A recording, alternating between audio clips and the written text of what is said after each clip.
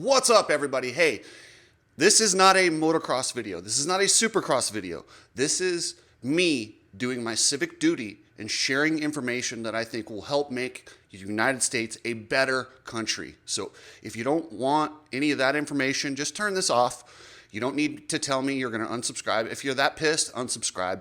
I don't care. I'm putting my channel at a big risk by doing this, but I think it's necessary, and I'm going to stand by what I think is necessary. I'm going to take you through some of the weird things about what happened during this assassination attempt, and then towards the end, I've got some ideas on how we can fix this political climate. You need people like me so you can point your fucking fingers and say, that's the bad guy. I'm going to start with the media, which is kind of a propaganda machine, and I'll get into more on why that is later on in the video. But it's strange to me that they would report, before they even get into the shooter's phone, that it's a lone gunman. How do you know that? If you can't even get into the guy's phone, there's no social media, how do you have any idea, or how are you positive that it's not just a lone gunman? Yes, it might have been. It might be a lone gunman. It might be one crazy person. But to be that sure, that quickly, and to put that out, that's propaganda, and that's not okay. What you should say is, we believe this is a lone gunman. We don't have any information to the contrary. It really is, it's dangerous the way they put information out these days, and they're allowed to put out propaganda. Like I said, I'll get into the reasons for that later. Now to the actual shooting. How on earth did the Secret Service, this might have just been a big blunder. It might have been incompetency. I have a hard time believing that, but I can't prove otherwise. I've done thousands of advances. I've done thousands of counter-sniper operations with our teams in Iraq and Afghanistan, etc. The amount of negligence, the amount of mistakes that was made here, I have a very difficult time not leaning myself towards this was intentional as opposed to fecklessness. Let's just say that it was like, okay, first we want to censor and silence you, then we want to indict and imprison you.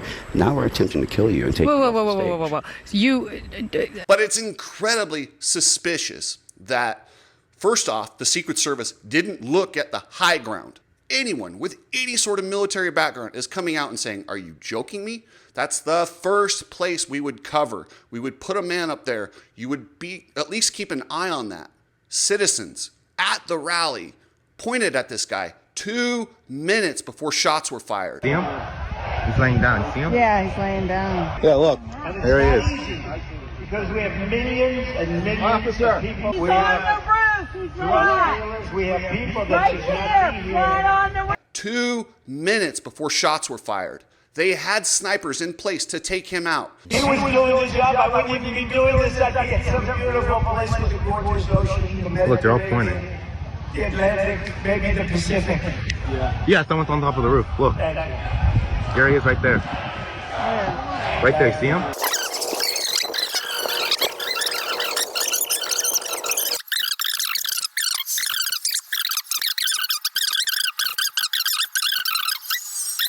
Country, probably 20 million people.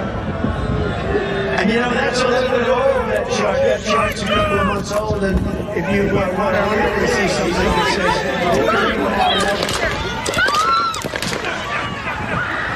says... But then they're saying that there's somehow a policy that the shooter has to shoot first. Okay, let's say that's true. There's no policy that says don't notify the president to get off stage. How on earth does a local police officer climb the ladder, get a gun pointed at him, and fall or climb back down without somebody yanking the soon-to-be president and former president off the stage and out of the sights of a gunman, literally pointing a gun at him? That is gross incompetence or something worse. I don't know. And you're trying to tell me that this many bystanders spotted this guy, pointed at this guy, yelled at this guy, and yelled at the police, yelled at Secret Service. They're running around for 2 minutes at least, at a minimum 2 minutes before people were notified, and nobody did anything. That's either gross incompetency or extremely suspicious. Now, I do not think all the Secret Service was in on it. If I had to guess, this is something similar to what we've seen in the past. If you look at the assassinations of the past, it's usually one squirrely dude that gets killed right after this happens, so nobody can question them. People are saying, okay, if it was a professional job and it was an inside job, they would have got him. The problem with that is they can't make it too obvious, and they know that. If they make it completely obvious that it's a professional hit, we're in a world of hurt. I don't even want to go there. I don't even want to go there. But when you do this with a lone shooter or a lone gunman, and then you can prove that he's a squirrely person, then they can say, oh yeah, there's plausible deniability and it's not blatantly obvious that something's going on. Is that the case? This is speculation. I don't know, but it sure is suspicious to me. Now let's talk about the lone gunman. This kid is featured in a BlackRock commercial. Could it be a coincidence? Absolutely. Could it be somebody from that organization recognized that this kid has the qualities? This kid was, according to his classmate, suspected. They looked at this kid and considered, that, and mentioned that he had talked about school shootings. Just out there, a little bit more recluse. Some of them didn't even show up to school. Some of them went home school. Some of them, I think one of them went to like a private school. They were definitely the type, and they did make threats to shoot up our school. And that year, everybody was saying it was Thomas who made a threat, and it was that friend group. Everyone was mainly blaming the friend group, but a name that kept coming up was Thomas. And while he's a registered Republican, that doesn't mean anything. And what that means is he wanted to vote in the primaries. Maybe he wanted to vote against Trump. Who knows? That doesn't mean anything. In addition, this guy is a gun advocate. Of course, one of these sides has been pursuing gun control vigorously. What better case would they have for gun control than having some nut do this? It's a perfect case. Right off the bat, that was the narrative that a lot of these media organizations controlled and owned by the same organization that put this kid in a commercial. They ran with that right off the bat. It seemed like it was almost prepared. Now let's get to why this propaganda in our media is allowed. There's a thing called the Smith-Mundt Act. It was passed in 1948. To my understanding, I'm not a political expert, but to my understanding, we used propaganda and our news sources to portray messages during, some of the world wars. And we wanted information out there to propagandize our enemies.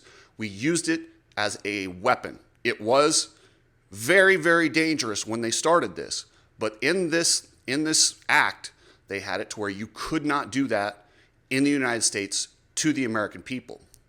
Well, under the Obama administration, this act was modernized. Then it all of a sudden included America. So you could 100% propagandize in the United States.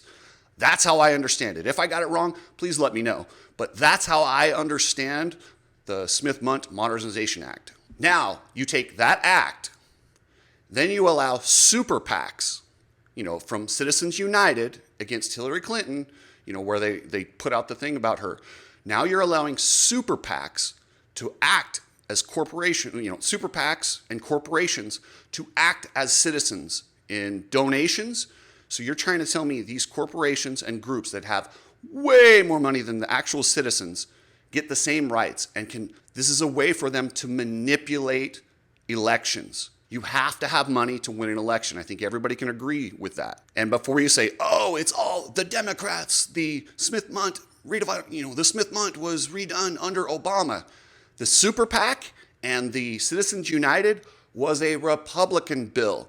Both sides. It's the political process. It's how they want us to argue and fight.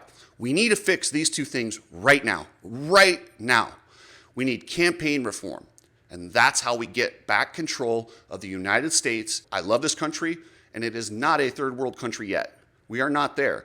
We are not like Mexico. Mexico has had 30 plus presidential candidates assassinated in their last election cycle. Do you honestly think the person who actually got to be president isn't under the thumb of somebody? If 30 plus other candidates were assassinated, we cannot have that. We cannot have that in the United States. Is it corrupt? Yes. But is it corrupt beyond fixing? I don't think so. And no matter where you stand in your political beliefs, I don't care if you're Democrat, Republican, we have to remember as US citizens, I genuinely think most people in our country want the best for everybody else. They want the best for their neighbors. We all have different ideas of how to get there, but we have got to stop making it a fight and using words like war or battle or writing off family members because they have a different opinion than you. I have a father who thinks considerably different than me. I love him nonetheless. I know he's got a great heart. I don't agree with the same ideas that he has as far as how to make this a better country. I will never write him off because of his political ideas. He's somebody who I love and is in my life who would be there for me in a hard time.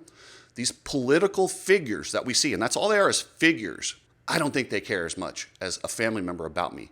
And like I said, I don't agree. We don't find a common ground on how to make it better, but I can promise you this. My dad has a good heart, and he genuinely wants the best for this country, the democracy, and he wants it protected. And I think we all have to understand, doesn't matter which side you're on. Most people genuinely aren't evil.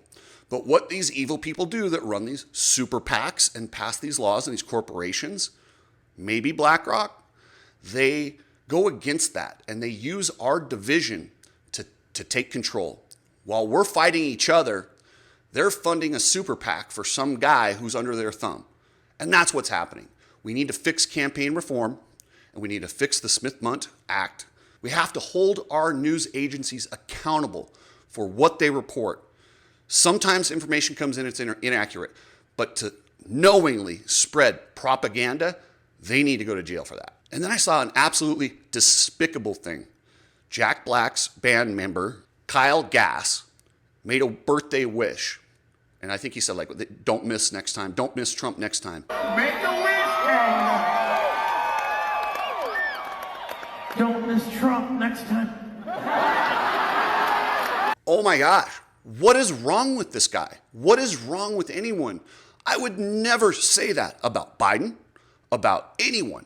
Because, like I said, we need to vote people out in our country. We need to maintain integrity in our democracy. And as a democracy. So if my ideas and my dad's ideas are different, we settle it at the voting booth with logic. Each people make their case, and hopefully the citizens vote which ideas make our country better. And that's the way we were established. That's the way we need to stay. And these super PACs and these organizations and corporations who are using their money to manipulate the system need to be stopped. They're the problem. And this is a tipping point, and I believe we can use this right now. This momentum we have. This is not a right versus left issue. This is a let's fix the system. And I do believe that's a lot of the reason Trump is so widely hated inside of Washington. He has his own money. He's not as beholden to the super PACs and these donors and the people that own the media. He's not beholden to them. While he might not be perfect, and I've been openly critical of a lot of things that Donald Trump has done, I believe he is the first person to get close to this office in a long time that is not beholden to the money these corporations put into people. That scares them. They don't like it, and that's why he's been attacked from every different angle. Do I agree with a lot of the stuff he does? Absolutely not. On January 6th, Trump was a moron. That was one of the dumbest things I've seen a sitting president do. I have no problem with the rally. I have no problem with everything he did until that thing started to go in. His daughter told him, you need to tell them to stop. He didn't. He sat on it for 2 hours. To me, that was one of the biggest blunders he could have ever done. Had he not done that, had he got out and said, listen, we don't do that. We protest peacefully. That's what we need in this country. So is Trump perfect? Absolutely not. Was it an insurrection in my opinion? No. An insurrection is what happened when in Afghanistan, as soon as we pulled our troops. That's an insurrection. This was a protest gone bad and a bad decision by Trump to stay silent for 2 hours or whatever it was, however long he sat there and didn't say, get out of there. We don't do this. But I didn't see them beheading politicians. I didn't see them, taking AR-14s and mowing down people inside there. That was not an insurrection. That was a protest gone bad, and it was a huge blunder by Trump. The bottom line is this country is the greatest country in the world. That's how I feel. I love it. And I want to keep it that way. And I think to keep our integrity, we have got to stop super PACs and these corporations from manipulating our elections with money. The way we do this is with campaign reform and getting rid of the Smith-Mundt Act. Let's just say, let's hold our news agencies accountable, and let's work together as people. As soon as somebody makes it personal, and I've been guilty of this myself, it's hard when you talk to somebody and you think that their idea is absolutely ridiculous to not be like, you're an idiot. But you actually have to ask them why. We all have different backgrounds, different things that we think about, reasons we think the way we do. Is there a specific issue that makes you go this direction? Because that's really all it takes for a lot of people is we're not plugged in every single day. We have our own lives to live. And when we see an issue that strikes us, and they know what those issues are, and these super PACs fund gigantic campaigns to trigger those while they're getting us fighting over those issues, they get to do whatever they want on the back end. And that is a problem. But I want to take this one situation that we've had in our history, which is the biggest one that I've been alive for. I wasn't alive for Kennedy. I wasn't alive for some of the other crazy ones. This is a time right now where we can unite this country and be better. And we can actually make some real progress and avoid a lot of these dangerous things that are kind of looming. I have a decent platform and I'm going to share it. I'm going to use this platform to kind of promote stuff that I think makes this country better, makes the sport of motocross better, the sport of MMA better, and that's what I'm going to keep doing. Thanks, guys. Later.